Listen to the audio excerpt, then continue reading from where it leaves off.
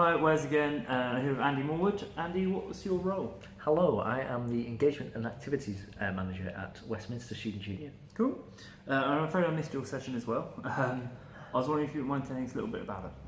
Okay, so the session was around our external speaker process and how we've put that into action over the last academic year. Because in the past, Westminster, feel free to Google it. There's been various tabloid headlines and scandals and various things that have not helped the reputation of the Student Union, both with the students and with the institution. So we put in a process to stop that happening.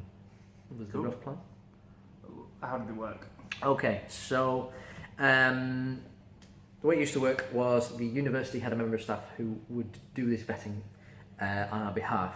And then the charity commission came in and said, I shall read the particular quote. The commission recommends that the trustees ensure that a record of the checks that are carried out be maintained in order to demonstrate that they have identified, assessed and managed any associated risks.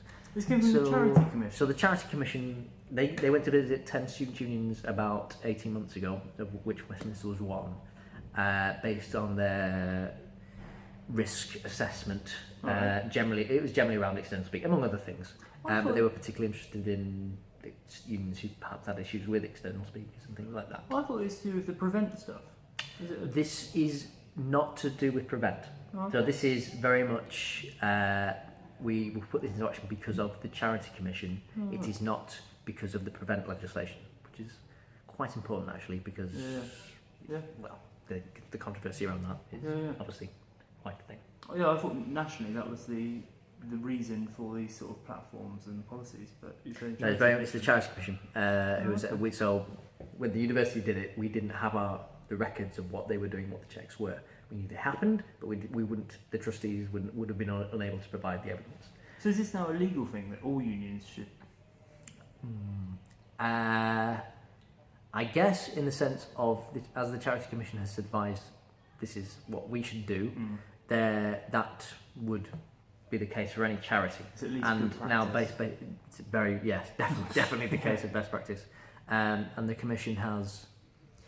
Because they've got now the extra powers through the recent charities bill, they can essentially point and name any charity to say, "This, you are not doing this right, so you must fix this," which is sort of like the worst thing they could possibly do, and that would be bad news for all student unions, really. Yeah. Okay. So charity commission came to town. Sorry. The charity commission came to town. Charity commission said, "You need to do this," so we said, "Okay, we shall do it." So we came up with the process, and so far since it's been in, we have not had the issues that we've had previously. So the rough outline is there. I'm sure these slides can be shared out. But essentially, student group, generally societies, but also sabbaticals, put in speaker request. Has to be done at least 2 weeks beforehand, and then we would assess that as an activities team against an agreed framework. And if it's low risk, like it's just some person coming in and say, "I made an app to the business," like that, then great, very quick. For ones where there is a potential for risk, and that in itself is perhaps in different unions that can be controversial. What does that mean? What is risk? There is a process that we then follow where we would refer the speaker through 2 separate processes to ultimately have the buy-in of the student union and also the university. And then if it goes through all that, it is then approved and it can happen. So that has to be done 2 weeks in advance, and that has to be done before the room is booked, before any of it can be publicised. We have to approve it before any of it can happen. And we put that in the society's charter, part of the handbook that anyone has to sign. Who in the union's approving it? Have you got like a little SAB committee with a staff member? Or? There is. So there is a internal student union approval committee, I guess you'd call that, and that's made up of myself, the chief exec, and 5 sabbatical officers, which is a full set. The chorus has to be at least 3 sabs, because then, as in many trustee boards, you have the majority student vote or student elected vote.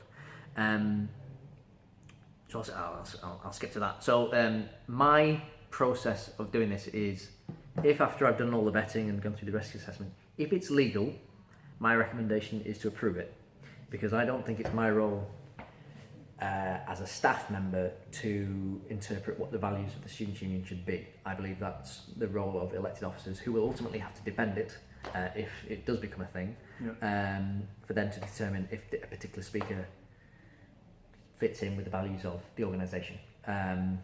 So year on year that could change. So last year we had a president and some officers who were very freedom of speech. We should have as much as we can. This year it might be different. Okay.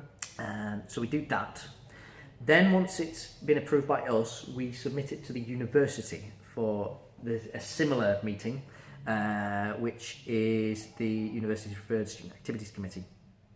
And this is made up of the provost, deputy vice-chancellors, pro-vice-chancellors, the registrar, deans, all the big names. It's serious stuff. And they have voting powers. And also the chief executive of the Students' Union, not an officer, although they are there. They attend and generally speak to sort of make the case, and the director of comms, communications for the university.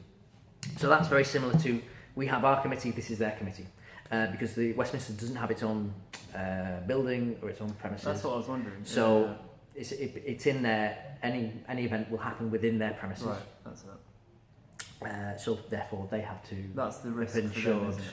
Yeah, basically. So that's why it's a two-step process. Right, that makes sense. So, I mean, some people argue, well, that means you lack independence, and perhaps so. But this is the way we do it. Yeah, different unions will have different approaches, I'm sure. Yeah. Okay. Was there anything else in the session that you want to highlight? So there's various. I suppose one thing I'd be interested in. People seemed interested in this. The Charities Commission did not have an issue with not us as an organisation doing it ourselves. Their issue was that the union wouldn't have been able to evidence what checks had been made. There's nothing to stop, because lots of unions are starting to have to do this. There's nothing to stop us getting together and doing this jointly to pool our resources, because there are I think there are quite a few smaller unions who are going, this is really bureaucratic, and this is bureaucracy on steroids, because you have to have records of everything and massive spreadsheets and all sorts. There's nothing to stop us doing it together. I'm sure there are multiple student unions who could get together to do this ourselves. Okay.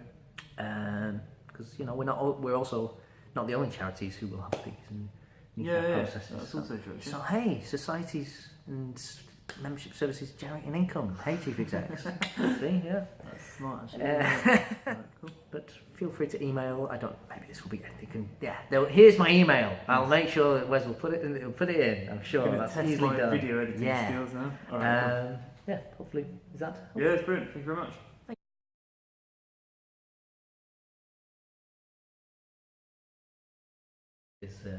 She went for a lie down. No worries. Hi, internet. How are you? It's not live. Mate, but it will be edited. Yeah, there you go. go. Like traditionally, I suppose this would have been an NUS thing. Oh, someone's calling you. Hello, Maria. This would have been an NUS thing. I appreciate politically that's probably not something that NUS could do at the moment in terms of external speakers and the vetting process. Would be, someone's ringing me now. The sort of like other unions may have. You might be. I used to work at Aberystwyth, where it was very rare that external speakers would come to visit because we were in the middle of flipping nowhere, and so it's not perhaps not as big of a deal, but it's still something maybe you want in place.